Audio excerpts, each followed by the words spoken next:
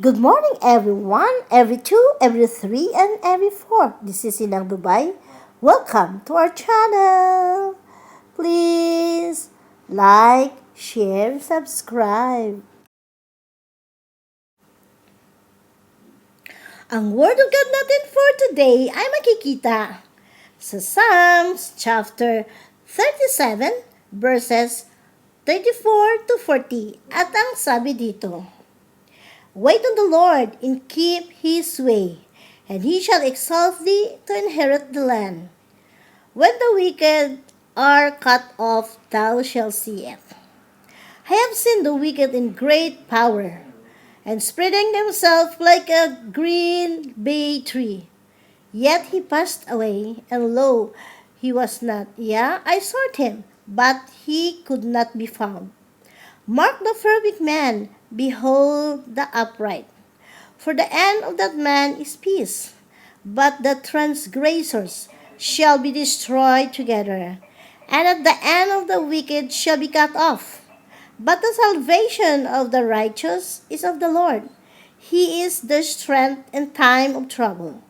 And the Lord shall keep them and deliver them, and He shall deliver them from the wicked and save them, because they trust in Him. Amen.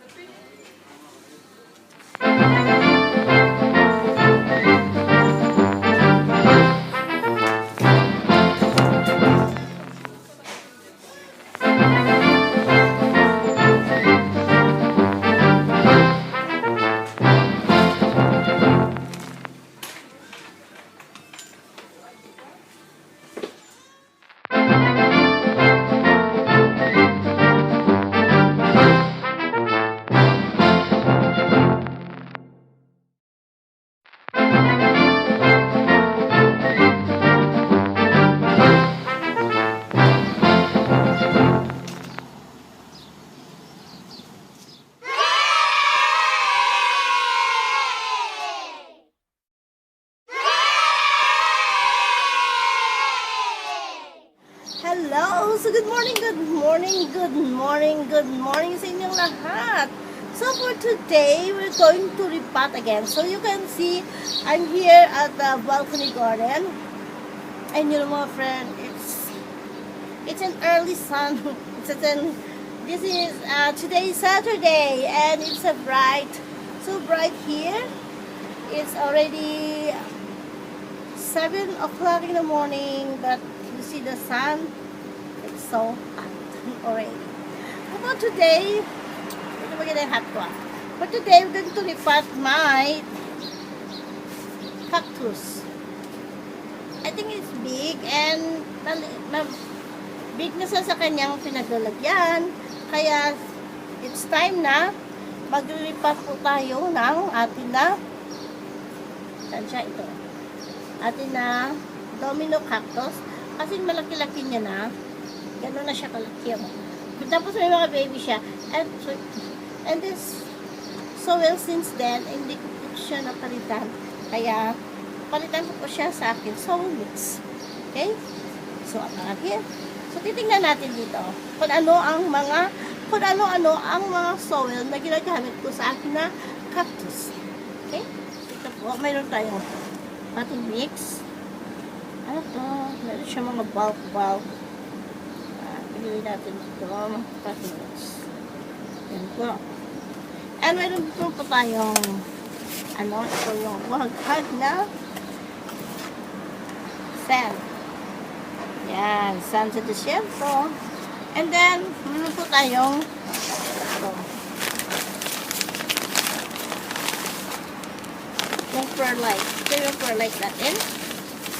Ginagamit. Yan. Ganyan. At may mix na po ako. May kurang po.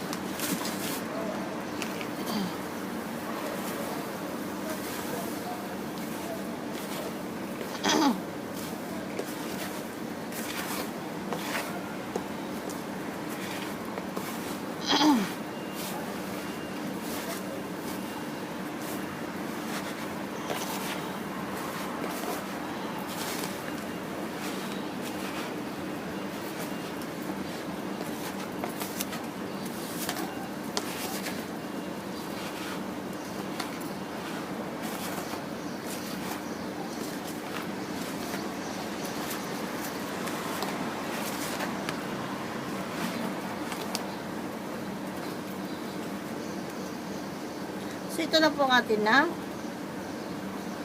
buwang kag siya, no?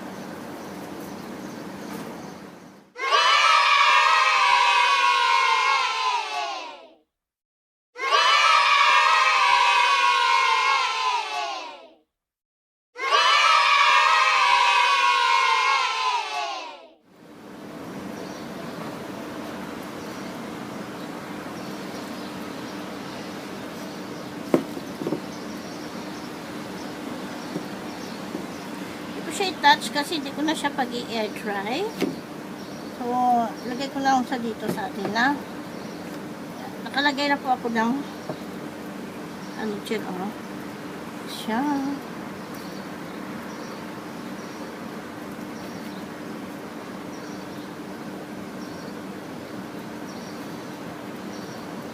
Ah, see?